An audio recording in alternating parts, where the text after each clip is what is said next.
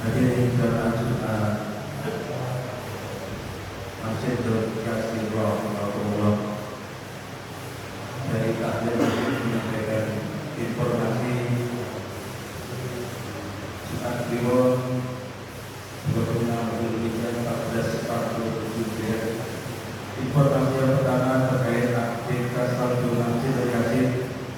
Satu awal untuk pekan kemarin 15.347.000 rupiah. Adapun 4 juta 5 Juni 2026 678.000 rupiah. Adapun untuk penggunaan dalam pekan ini 650.000 rupiah, sehingga saldo kas masjid saat ini 15.375.000 rupiah. 15.375.000 rupiah. Informasi yang selanjutnya yaitu terkait renovasi lantai Masjid Yasin yang akan diganti dengan granit ukuran 60 x 120 cm persegi dengan total luas 250 meter persegi. Kami sampaikan hingga saat ini jumlah bakat dana yang telah terkonfirmasi kepada pengurus takmir masjid sejumlah 36.250.000 rupiah. Jika dikonversi ke luas lantai telah tercapai 103 meter persegi. Adapun jumlah pembakar sebanyak 60 jemaah. Bagi jemaah dan masyarakat umum yang belum ikut program granit dapat menyegerakan konfirmasi kepada pengurus takmir Masjid Nur Yasin. Atas nama takmir Masjid Nur Yasin menyampaikan terima kasih yang sebesar-besarnya atas zakat, wakaf, infak yang sedekah yang telah disalurkan melalui Masjid Nur Yasin, baik berupa dana maupun non dana. Konsumsi Jumat berkah yang selalu rutin setiap hari Jumatnya, waktu, tenaga, serta pemikiran dari semua jamaah yang turut serta ikut memikirkan kemakmuran Masjid Nur Yasin ini. Alhamdulillah, hingga saat ini kita semuanya senantiasa diberikan anugerah yang tak terbatas nilainya, berupa kesehatan, kesempatan, padanya di tetapnya iman Islam, pinaringan apa saja yang beraroma dan selama di sini bertujuan berakhirat. Amin amin ya rabbal alamin. Silakan dari Nabi Muhammad sallallahu alaihi wasallam wa ala alihi wa sahbihi wa sahbihi wa dzurriyyatihi wa ahli baitihi sayyidil anbiya'i wal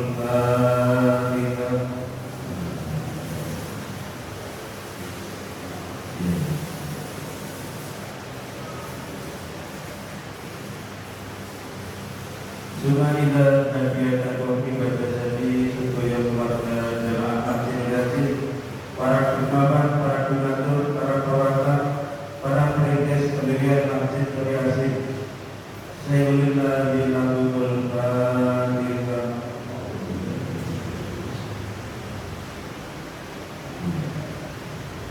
Juma'ilah jami'a dikubur dengan muslimina wal muslimat, khususan jami'ah bina Masjid Yasin. Sayyidillah bilahul fadillah. Khususan bagi pembakar granit yang pahala itu dihadiahkan kepada para ahli kubur itu dilakukan bapak-bapak sekalian, Bapak Musid, Bapak Leon Romana Bintari, Bapak Dagus Berbiuki, Bapak Nasoro, Bapak Idris, Bapak Imam Samboni, Bapak Jais, Bapak Monipan, Bapak Mulyolo Binistan, Bapak Nadiman, Bapak Partono, Bapak Rais, Bapak Suki bin Tulus Tono, Bapak Sumadi, Bapak Supanan, Bapak Suwani, Bapak Partono, Amanda Martinese, Ibu Dasmi, Ibu Raja Jumani Supartina binti Saman, Ibu Kartinem, Ibu Mawakilise binti Garis, Ibu Wilara Mawati binti Ahmad, Ibu Rohani binti Yasmin, Ibu Sukarti, Ibu Sukira, Ibu Sumiati, Ibu Sunazir, Ibu Supati, Ibu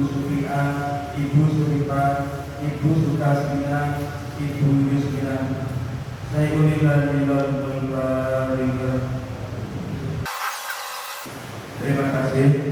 Bertindak sebagai khotib dan imam pada Jumat kali ini Bapak Kiai Zulfi Darasi, yang bertindak sebagai Bilal dan Nabi Ilham Azhar. Hadirin jamaah warahmatullah, untuk acara pada Jumat Pahing masuk waktu sholat Jumat pukul 11:35. Di antara kesempurnaan sholat Jumat, kehadiran di awal waktu di masjid senantiasa memperbanyak berzikir, tempat usap yang masih kosong dibukakan terlebih dahulu, tidak berbicara, tidak konteks sedang berdoa dan menghadap khotbah dengan sesama dari awal hingga akhir. Demikian informasi dari Takdir Masjid Yasin. Akhir kalam. Wassalamualaikum warahmatullahi wabarakatuh.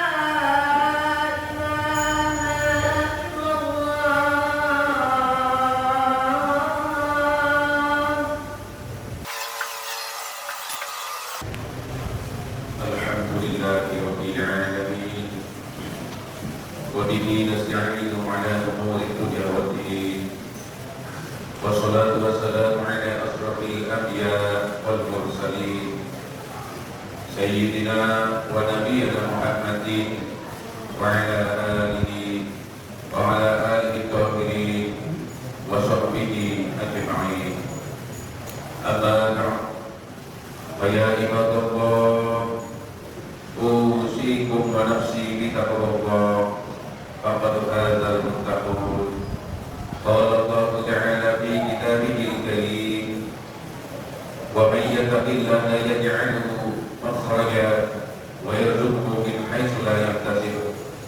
وقال أيضا: اعلموا أنما الحياة الدنيا لعب ولهو وزينة وتفاخر بينكم وتكاثر من الأموال والأولاد.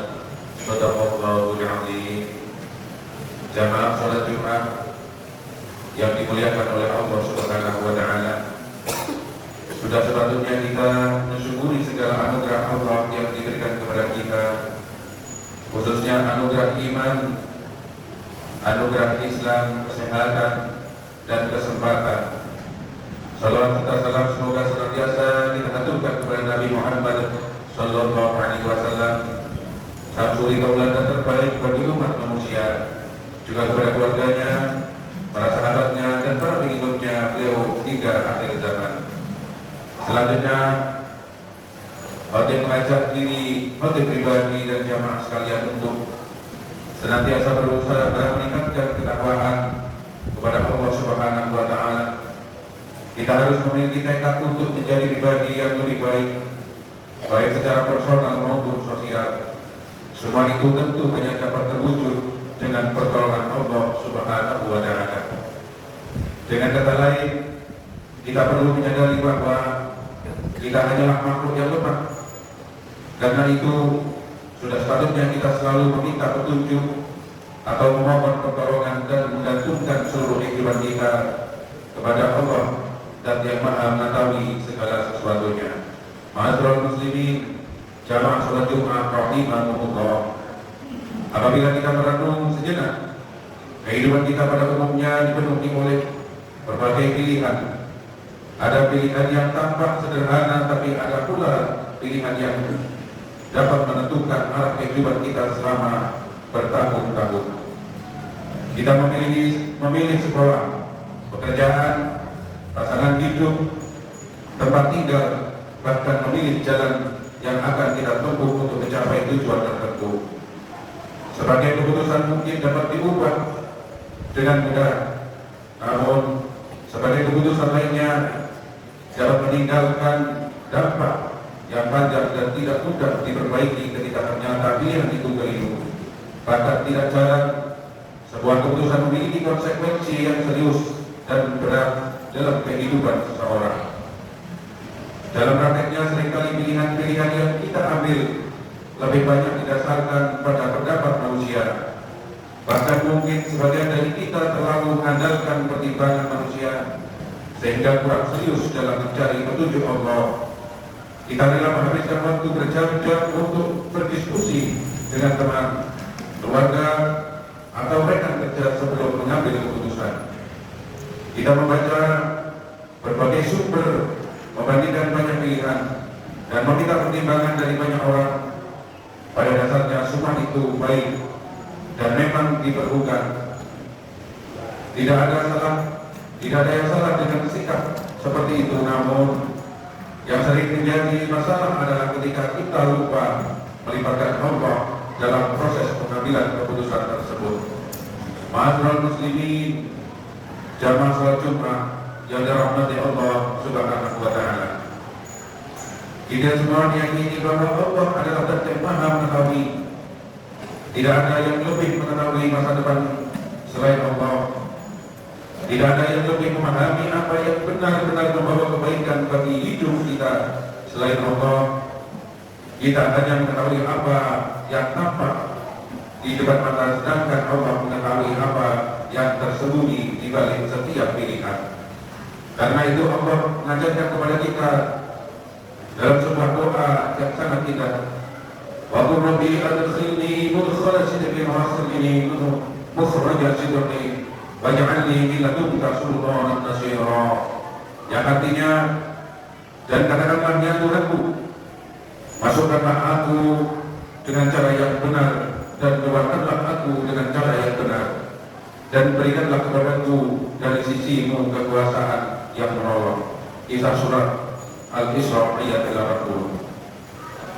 Ayat ini mengajarkan satu prinsip penting dalam kehidupan seorang mukmin, yaitu memohon bimbingan Allah ketika akan memasuki sesuatu urusan dan ketika akan keluar dari sesuatu urusan. Seorang mukmin sejati meyakini bahwa dirinya tidak berjalan sendirian. Karena itu, sebelum melangkah, ia memohon agar Allah menunjukkan jalan yang benar dan membimbingnya kepada pilihan yang terbaik. Ma'asyiral muslimin, jamaah salat Jumat rahimahumullah. Rasulullah tidak hanya mengajarkan prinsip tersebut, tetapi juga mengajarkan sarana praktis untuk memohon petunjuk kepada Allah, yaitu salat istikharah. Dalam riwayat Jabir bin Abdullah, sebagaimana disebutkan dalam Sahih Bukhari, disebutkan karena Rasulullah yu'allimuna al-istikharah fil umuri kulli hadza ma yu'allimuna surah min al-Qur'an. Yang artinya Rasulullah sallallahu alaihi wasallam mengajarkan kepada kami salat istikharah dalam seluruh urusan, sebagaimana beliau mengajarkan kepada kami satu surah dari Al-Baqarah. Hadis Al-Bukhari. Mari kita perhatikan redaksi hadis ini. Sayyidina Jabir tidak mengatakan bahwa Nabi mengajarkan sholat istikharah dalam sebagian urusan, tetapi dalam seluruh urusan. Praktek ini menunjukkan betapa pentingnya istikharah, yaitu meminta petunjuk kepada Allah dalam kehidupan seseorang muslim. Sayangnya, pada zaman sekarang istikharah seringkali hanya dikaitkan dengan urusan memilih jodoh. Padahal para sahabat diajarkan untuk beristikharah dalam berbagai keputusan hidup mereka. Karena itu ketika kita semakin sering berhadapan dengan pilihan-pilihan penting yang membutuhkan pertimbangan, sudah sepatutnya kita melakukan istikharah agar keputusan yang kita ambil benar-benar berada dalam bimbingan Allah Subhanahu wa ta'ala. Jamaah salat Jumat yang dimuliakan oleh Allah Subhanahu wa ta'ala. Maka dari itu, marilah kita mencoba merefleksikan kehidupan kita masing-masing. Berapa banyak keputusan penting yang telah kita ambil tanpa istikharah? Berapa banyak langkah yang kita tempuh hanya berdasarkan perhitungan manusia?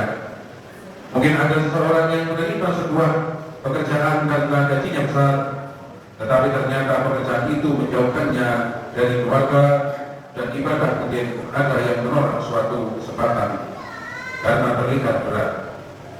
Padahal di balik kesempatan itu Allah telah menyiapkan banyak kebaikan. Mungkin juga ada yang tergesa-gesa memilih pasangan hidup karena dorongan perasaan yang sudah terlanjur mendalam, lalu menyesal ketika menghadapi realitas rumah tangga yang tidak sesuai dengan harapan. Dampak dari semua itu bukan hanya sementara, tetapi bisa berlangsung sepanjang hidup. Seringkali kita menilai sesuatu hanya berdasarkan apa yang tampak hari ini. Kita melihat keuntungan, tetapi tidak melihat resiko. Kita melihat kemudahan, tetapi kita tidak melihat ujian yang mungkin menyertainya.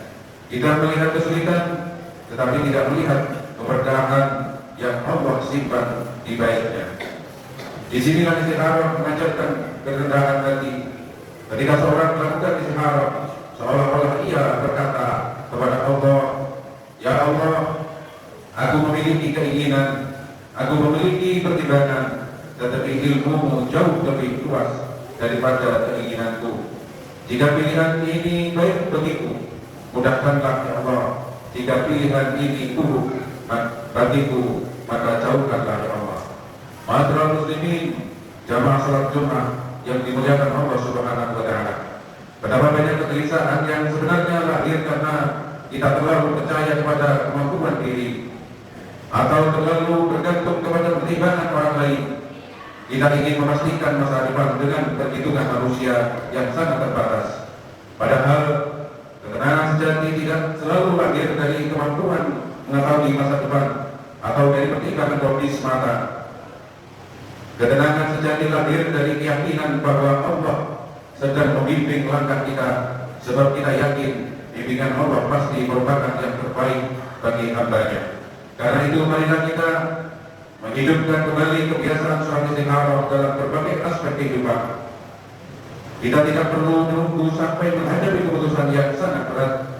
Biasakanlah melibatkan Allah dalam menentukan pilihan-pilihan hidup kita. Marilah kita menjadikan istikharah sebagai tanda bahwa kita adalah hamba yang sederhana, keterbatasan diri, dan percaya sepenuhnya kepada kebijaksanaan Allah Subhanahu wa Ta'ala. Semoga Allah membimbing kita langkah yang kita ambil, memberkahi setiap keputusan yang kita pilih, menjauhkan kita dari pilihan yang membawa penyesalan, dan menuntut kita menuju kebaikan yang tidak hanya bermanfaat di dunia, tetapi juga menjadi sebab keselamatan kita di akhirat nanti. Amin. Amin ya rabbal alamin. Barakallahu li wa lakum fil Qur'anil azim. Wa nafa'ani wa iyyakum bima fihi min al-ayati wa dhikril hakim. Aqulu qawli hadza fastaghfirullahal azim li wa lakum innahu huwal ghafurur rahim.